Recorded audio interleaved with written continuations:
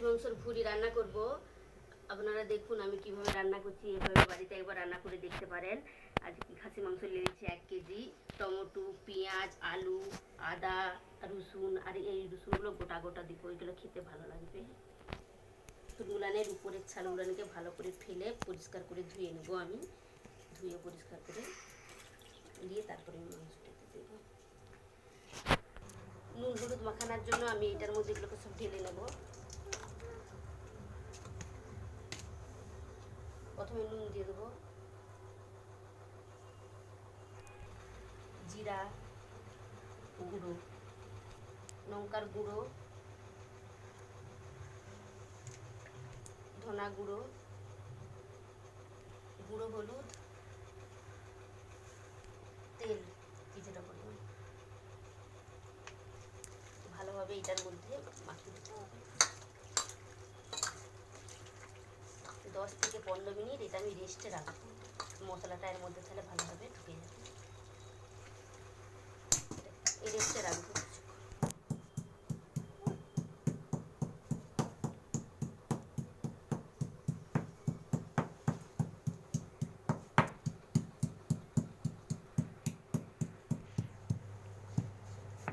আদাটাকে ভালোভাবে বেটে নিতে হবে, তাহলে মুখে লাগবে না।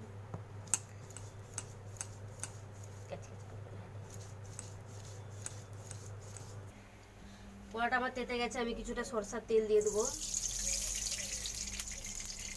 তেলটা তেতে গেলে চিনি দেবো কালার আসার জন্য।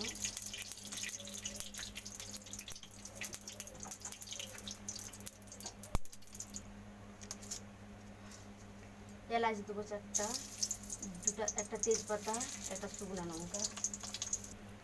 আলুগুলোকে হালকা করে ভেজে নেব।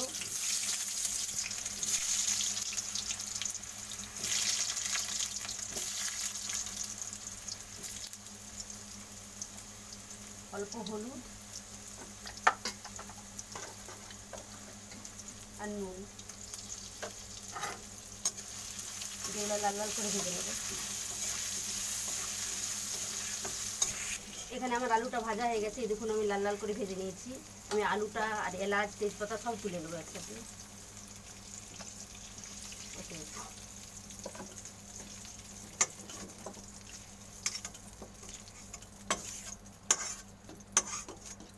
আমি এবার এখানে কিছুটা পরিমাণে সরষের তেল দিয়ে দেবো। আমি পেঁয়াজগুলো তুলে দেবো।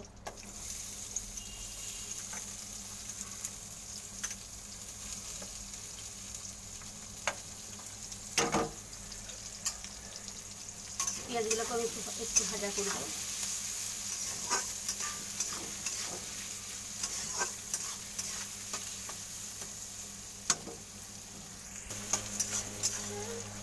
পেঁয়াজটা আমার হালকা ভাজা হয়ে গেছে, আমি এবার রসুনটা তুলে দেবো। রসুনটা খুব ভালো করে ভাজা করবো, যতক্ষণ না রসুন গন্ধ যায়, নাহলে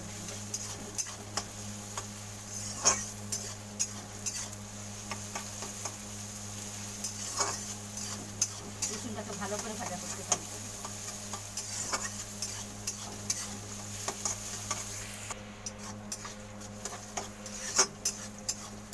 আমার এখানটা রসুনটা ভাজা হয়ে গেছে, আমি এবারে আদা দিয়ে দেবো। আদাটা যে বেটে ছিটে রেখেছিলাম দিয়ে দেবো। আদাটাকে ভালো করে ভাজা করবো।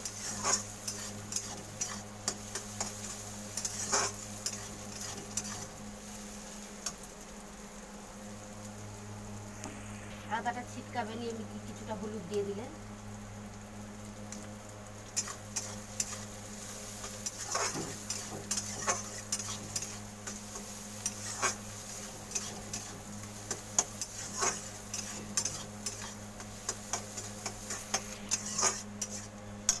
আদাটা মারি হয়ে গেছে, আমি টমেটোগুলো ফেলে দেবো।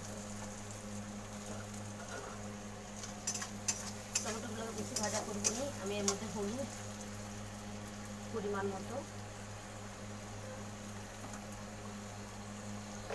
লঙ্কা গুঁড়ো যে যেমন ঝাল খায়,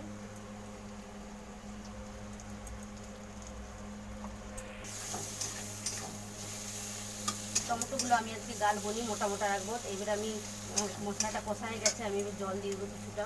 আদা বাটা জলটা ছেড়ে দিয়ে দিয়েছি। আর কিছুটা জল দিয়ে দেবো ভালো করে কষার জন্য।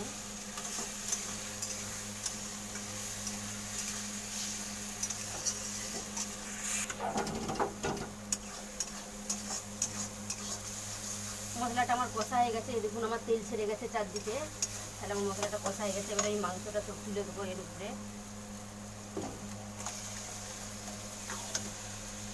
এর মধ্যে আমি কোনো জল দেবো নি, এর মধ্যে অনেক জল বেরিয়ে যাবে।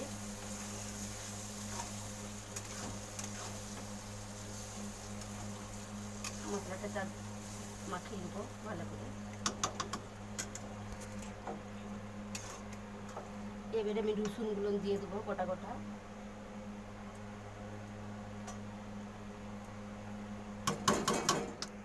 দিয়ে আমি চাপা দিয়ে দিচ্ছি, সিদ্ধ হোক, এর মধ্যে জল বেরিয়ে যাবে।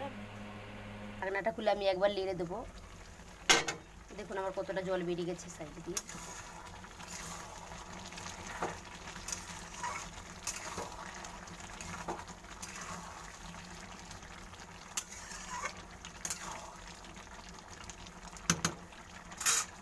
এখানে যে আলুটা ভেজে রেখেছিলাম আর তেজপাতা সবগুলো দিয়ে দেবো। এলাচটা তুলে রেখেছি, ছিঁচে দেবো পুরো।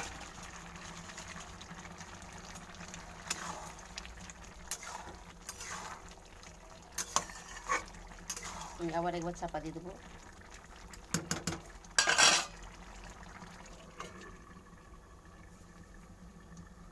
এই দেখুন আমার জলটা মরে গেছে।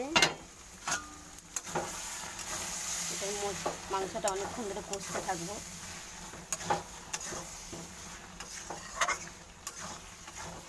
যেহেতু কষা করবো, ঝোল করবো নি,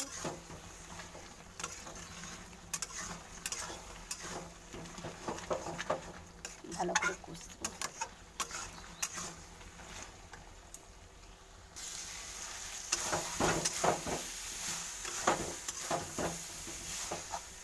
মশলাটা কষতে আমার 2-3 মিনিট লেগে গেছে। এরপরে আমি যে এলাচটাকে গুঁড়িয়ে রেখেছিলাম করে ভেজে, এটা দিয়ে দেবো উপর দিক দিয়ে।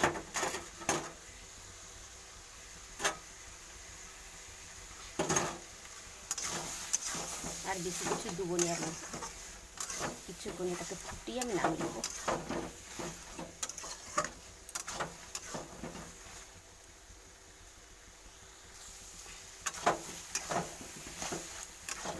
একটা আমি এবারে পাত্রে ঢেলে নেবো, ঢেলে দেখাচ্ছি।